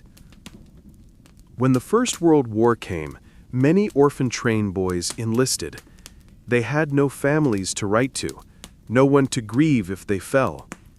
They fought bravely, perhaps because, for the first time, they belonged to something larger than themselves. In letters home, they wrote to the women who had raised them, to the pastors who had placed them, to the towns that had taken them in. "Tell Ma I'm fine," one wrote, though his ma had been dead for 20 years. "Tell the farm I still hear the cows at dawn," wrote another.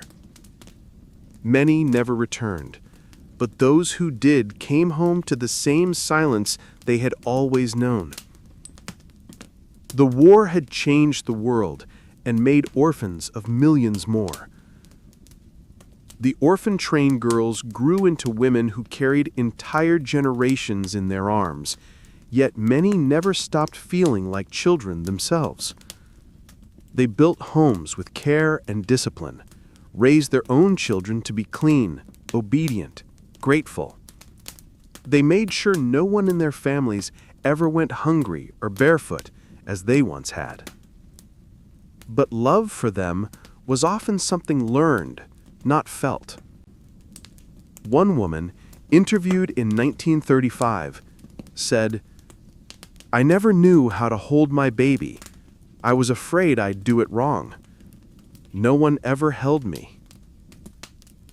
And yet those same women filled America's small towns with kindness, generosity, and strength. They cooked for neighbors, ran church kitchens, mended clothes for the poor, not out of pity, but recognition. They had been the forgotten. and they would not forget anyone else. Even decades later, most of the orphan train riders remained silent about their origins. They didn't tell their children about the train, the tags, the lineups. They didn't describe the homes that hurt them or the ones that healed them. Their children often found out only after they died, in old trunks filled with brittle letters, in yellowed newspaper clippings, in photographs of small faces staring from train platforms. A daughter of one rider later said, "He told us he came west as a boy. He never told us there were 45 others on that train." Silence became their inheritance. In the 1960s and 70s, when the world finally began to ask, a few of the surviving writers began to find each other again. They formed clubs, wrote memoirs, held reunions in church halls and town centers. Gray-haired men and women embraced like children, weeping for the brothers and sisters they had lost a lifetime ago. At one gathering in Kansas, an 82-year-old woman said through tears, "When I see them, I remember who I was. For so long, I thought she was gone." They shared stories, compared scars, and realized they had built a country, brick by brick, field by field, without ever knowing they were part of the same story. Across the plains, the traces of their lives remain. A barn built by orphan hands, a fence line that still stands straight after a century, a gravestone with no last name. The wind that moves through the wheat fields carries their voices, not loud but persistent. It says, "We were here. We mattered. We helped make this place real." You can hear them in the whistle of the trains that still run through Kansas and Iowa and Nebraska. You can feel them in the stubborn strength of the people who live there, practical, patient, kind, but always carrying something unspoken. They are the ghosts of endurance, the quiet architects of a nation's soul. The orphan train children did not rise to power or fortune. They did not become presidents or kings. But they built the ordinary world the rest of us stand on. The barns, the schools, the roads, the railways. They proved that broken beginnings can still yield strong endings. They proved that identity, even when taken, can be rebuilt. And they left behind one lesson that still whispers through time. Family is not always who you are born to. Sometimes it's who you survive with. The prairie is quiet now. The rails have rusted, the fields are full, and the sky stretches farther than any train could ever reach. But if you listen closely, in the hush between the wind and the wheat, you can still hear them. Children laughing, voices calling names long forgotten, echoes that refuse to fade. They said it was the greatest act of mercy in American history. But mercy has a way of leaving scars. Welcome back, traveler. Tonight, the illusion shatters. The nation that once celebrated the orphan trains begins to look into its own reflection and sees the faces of the children it sent away. This is the critics and the consequences, when conscience caught up with progress and the cost of kindness was finally counted. For decades, no one questioned the orphan trains. They were the perfect story, a tale of Christian virtue and American innovation, children saved from poverty, given homes, turned into hard-working citizens. But the truth has a way of whispering through history. By the early 1900s, stories began to surface, quiet at first, then louder. Children who had been beaten, girls who had been overworked, exploited, or worse, boys who had run away or taken their own lives. Journalists began to dig deeper, interviewing survivors who told stories the nation didn't want to hear. The gilded image of salvation began to tarnish. A headline in the St. Louis Dispatch read, "The Children of the Trains, a charity's forgotten cost." The article described children given out like livestock and returned like worn tools. It asked the question that had haunted the movement since its first departure. Who saves the saviors? The exposure forced the Children's Aid Society and other agencies to confront the consequences. Government officials began investigating the orphan train placements. In Nebraska, inspectors found children working from dawn to nightfall, some barefoot, some without schooling. In Kansas, a young boy was discovered locked in a barn for days, his adoptive father claiming it was punishment for disobedience. When questioned, society representatives defended themselves with cold precision. "We cannot guarantee every case," one said. "There will always be exceptions." But exceptions had become epidemics. Reports of abuse piled up. Churches distanced themselves. And the reformers who once wore the title heroes began to wonder if they had become something else entirely. The orphan train movement split into two camps. On one side stood the traditionalists, those who still believed the trains were a necessary mercy, that the few failures did not outweigh the countless lives improved. On the other side were the critics, social workers, teachers, and progressive reformers who saw the system as outdated, inhumane, and blind to the root cause of poverty itself. The critics argued that families should not be broken to save children, but supported to stay together. They demanded local aid, foster care, and state oversight. Jane Addams of Hull House wrote, "We cannot call a thing holy simply because it is born of good intention. The harm done in God's name is still harm." Her words spread like wildfire among the new generation of reformers. As adults, some of the orphan train riders began to tell their stories publicly. In small-town newspapers, in church bulletins, and later in books, they recounted their journeys, the trains, the lineups, the homes. Some defended the movement. They said they had been saved, educated, loved. But others told a different tale. They said I was lucky, lucky to have been given away, lucky to have been worked, lucky to have survived. I have had enough of luck. Another said, they thought they gave me a family, but I never stopped feeling like I was rented, not adopted.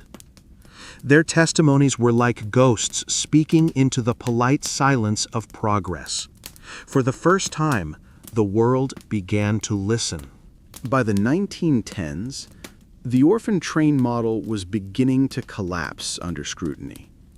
The social sciences were emerging: psychology, sociology, child welfare, and the new experts began to insist that environment alone was not enough to raise a child. Children needed identity, stability, love, things no train could deliver. The new movement called for foster care, temporary homes supervised by the state, with regular check-ins and legal protections. The very idea of placing out, once hailed as revolutionary, was now seen as reckless. Even newspapers that had once praised the trains began to print words like dangerous, unregulated, and inhumane.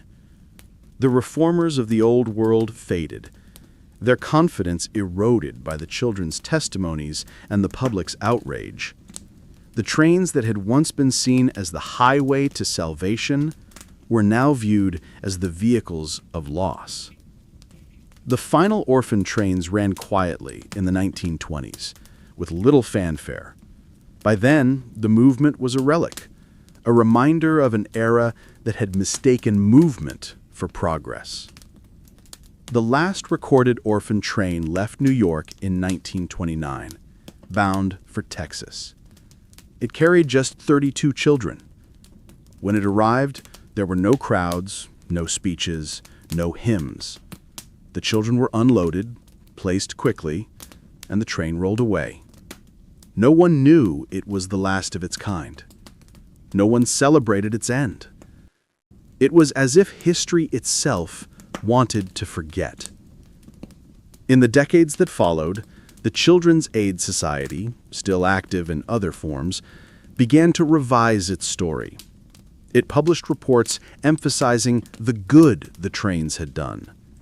It released statements acknowledging some difficulties, but calling the program a product of its time. Historians debated its legacy for years. Was it salvation or exploitation? Mercy or manipulation? The answer, as always, depended on who you asked. For the children who suffered, it was a wound that never healed. For those who found love, it was a miracle that began in fear. For the nation, it was both, a mirror of its struggle to balance compassion with control. By the mid-20th century, the orphan trains had become a ghost story, half forgotten, half forgiven. But their echoes lived on in every child welfare debate, every foster care reform, every question of who gets to decide what's best for a child. The reformers had meant well, but they had built a system that confused pity with permission. They had forgotten that the smallest hands carry the greatest truths. Theirs was a movement that began in prayer and ended in apology. The orphan train riders carried their experiences into the next generation in their parenting, their silences, their stubborn resilience. Some became advocates for foster children, others never spoke of their past again. But all carried the same invisible inheritance, the knowledge that good intentions can leave the deepest scars. They had been America's experiment and its lesson. The rails they once rode now sleep beneath grass and wheat. But if you listen on a quiet night in Kansas or Iowa or Nebraska, you can still hear the faint echo of a whistle, a clattering wheel, a child's small voice whispering through time. You meant to save us, but you forgot to see us. They had sent 250,000 children into the unknown, and then, one day, the trains stopped coming. Welcome back, traveler. Tonight, we ride one last time. The steam has thinned, the hymn books have closed, and the nation's grand experiment is breathing its final sigh. This is the final journey, the story of the last orphan trains, the forgotten farewell to America's boldest and most haunting act of mercy. By the 1920s, the world had changed. The railroads that once carried salvation now carried soldiers, oil, and grain. The cities that once threw children to the streets had begun to build shelters and schools. And the people who once believed in placing out had begun to question their own gospel. The orphan trains were fading quietly, not from scandal or outrage, but from obsolescence. The world had simply outgrown them. But the last of the children, the final small faces staring from train windows, did not know that history was closing behind them. To them, it was just another journey into uncertainty. In 1929, a small train left New York, bound for Texas. It carried 32 children, watched over by 2 weary agents from the Children's Aid Society.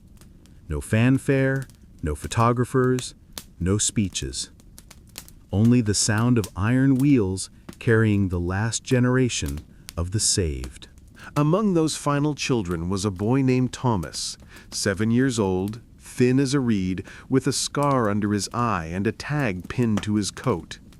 He was headed to a small town in West Texas, where a farmer had written requesting a good worker if healthy. When the train stopped, the townsfolk were already waiting, curious, skeptical, ready to claim what charity had offered. Thomas was chosen within minutes. He didn't cry, he didn't smile. He simply followed the man who pointed at him. No one knew what became of him. No one recorded it. And that, perhaps, is the truest ending of the orphan trains. No grand finale, no headlines, only the quiet continuation of forgotten lives. Charles Loring Brace had been dead for 30 years when the last orphan train departed.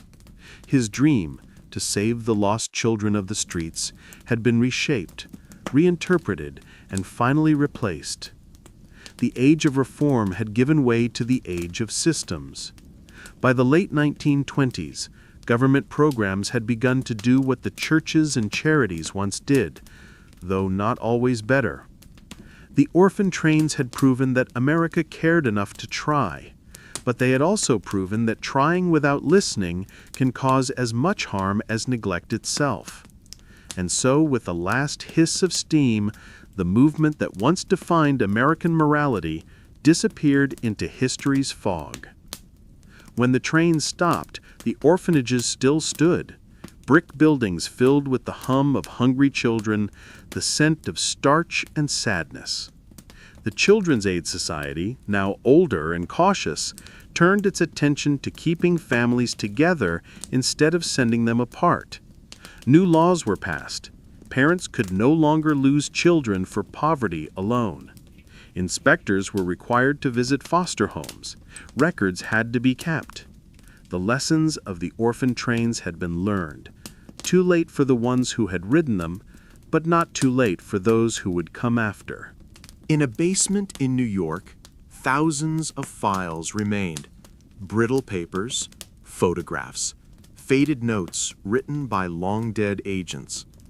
They were the only proof that the children had ever existed. Most were marked placed. Some returned. A few lost. Those 3 words, placed, returned, lost, became the entire history of a generation. Decades later, historians and genealogists would sift through those dusty boxes, trying to trace the fates of the riders. They found fragments: a girl who became a nurse in Kansas, a boy who died in a mining accident, a man who raised 12 children and never told them his real name. The records ended abruptly, like the trains themselves. In the years after the final train, some of the surviving riders tried to find each other. They placed notices in newspapers, hoping someone might remember. Seeking my brother, James O'Malley, sent west on Orphan Train, 1901. I was 8. He was 10. Please write if you know of him. Most never received replies. The lines of the past had long gone cold. And yet, somehow, they kept searching, across decades, across states, across the emptiness left by time. It wasn't about finding someone anymore. It was about proving that they had once existed together. By the 1970s, the orphan train story returned, not as a scandal, but as a mystery. Books were written, documentaries filmed, museums opened in Nebraska, Louisiana, and Kansas. Elderly riders, now in their 80s and 90s, began to speak at schools and town halls. One woman, her voice trembling, told a crowd, "We weren't angels, we weren't sinners. We were children who went where the train took us." Her story brought audiences to tears, not because it was tragic, but because it was true. For the first time in a century, the nation began to remember the faces it had sent away. The orphan trains ended, but their echoes shaped everything that came after. Modern foster care, adoption law, social services, all of it was born from the ashes of those journeys. The mistakes of the orphan trains became the warnings that guided future generations. And yet, the spirit of those children resilient, enduring, unbroken, remained the foundation of America's quiet courage. They had been abandoned by a nation that later called them its pride. They had built the very farms, towns, and families that would one day call them forgotten. But history does not forget those who endure. The tracks that once carried the orphan trains now lie rusted under grass and time. Cows graze where children once wept. Highways run where the steam once roared. But sometimes, when the wind is just right, farmers say they hear the sound of a train that isn't there, the faint whistle of something ancient and unfinished. Perhaps it's the land remembering. Perhaps it's the souls of those who never found home. Either way, the sound lingers, a lullaby for the lost, a requiem for mercy misunderstood. The orphan trains began with hope. They ended with silence. And between those two stations lies the story of a nation learning, painfully, how to care. Because salvation, as history proved, is not a journey of miles, it's a journey of understanding. They say the past never truly leaves us. Sometimes it rides the rails, whispering through the iron and the wind. Welcome, traveler. Tonight, the story reaches its quiet end, not with fire or fury, but with memory. This is Ghosts on the Rails, the echoes of 250,000 children who crossed a continent in search of belonging, and whose voices still call through America's heartland. It begins at night, when the wind sweeps through the open plains and the old rail lines hum beneath the grass. Farmers say they've heard it, a faint whistle where no train runs, a flicker of light that moves across the horizon and vanishes. They say it's the children, the ones who never made it home, the ones who grew up, lived long lives, and still carried the sound of those wheels inside them, the ones whose names were erased from ledgers and hearts alike. The land remembers what history forgets, and in the quiet spaces between towns and time, the orphan trains still ride. By the time the last riders grew old, most of America had forgotten them. The orphan trains weren't taught in schools, not mentioned in sermons, not carved into monuments.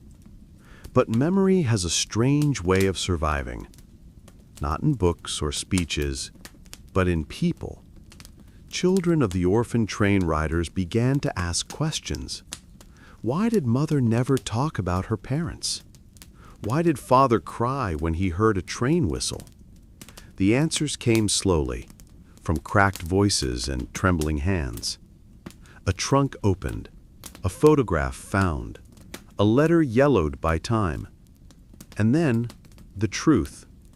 A story that was both tragedy and triumph. What began as whispers turned into history. When historians began to piece it all together in the mid-20th century, America was stunned.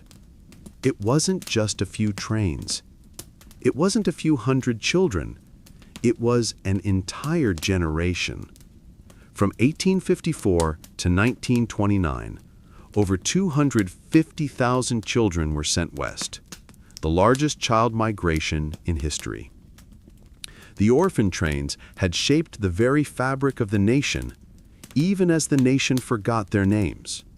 Every town had a few: the blacksmith, the teacher, the farmer's wife, the preacher's son, all of them carrying the same invisible past. And when the truth was told, it forced America to look at itself again, at the fine line between charity and control, between help and harm, between doing good and doing what feels good. In their twilight years, the surviving riders began to tell their stories. They spoke not with bitterness, but with clarity, as if the years had distilled pain into understanding. We were cargo, but we were also pioneers. I never had a childhood, but I had a life. Maybe that's enough. They called me an orphan, but I had a family. I just had to build it myself. Their voices, captured in interviews and books, gave names back to the nameless. They turned statistics into souls. And for a brief moment, the ghosts became human again. The orphan trains taught America lessons it didn't know it needed. They taught that good intentions are not enough, that poverty is not a crime, that children are not projects to be fixed, but people to be understood. Every foster care law, every child welfare act that came later carried a trace of their legacy, a silent promise that no child would ever again be shipped away like freight in the name of salvation. But the ghosts of those trains remain, reminding us that history repeats itself whenever compassion forgets humility. In small towns across the Midwest, monuments now stand where the trains once stopped. In Kansas, a bronze statue of a small boy holding a suitcase faces the old railway line. In Louisiana, a mural shows children stepping off a train into the arms of strangers. In Nebraska, the National Orphan Train Complex preserves their letters, clothes, and stories, relics of a time when salvation rode on steel. Visitors walk through in silence. They read the names, the ages, the destinations. And when they leave, they carry something with them, the weight of empathy that history once misplaced. They say that sometimes, late at night, when the prairie is still, the whistle blows again, soft and distant, carried by wind across wheat and memory. It doesn't frighten anyone. It comforts them. Because they know it's not just a sound. It's a story still moving. A story that refuses to end where it began. The orphan train riders are gone now, but their legacy breathes through every act of kindness that asks before it takes and listens before it saves. Their story is not one of pity, but of endurance. Not of tragedy, but of transformation. They were the forgotten children who built a nation from the inside out. And their ghosts, quiet, strong, unbroken, still ride the rails of our collective conscience. The train slows, the whistle fades, the journey ends. But listen, the world is quieter now, more thoughtful because of them. Their pain built progress. Their silence taught speech. Their loss gave others a home. And somewhere, far beyond the plains, beyond the last mile of track, you can almost hear them, laughing, running, alive again. Not orphans anymore, just children, finally free.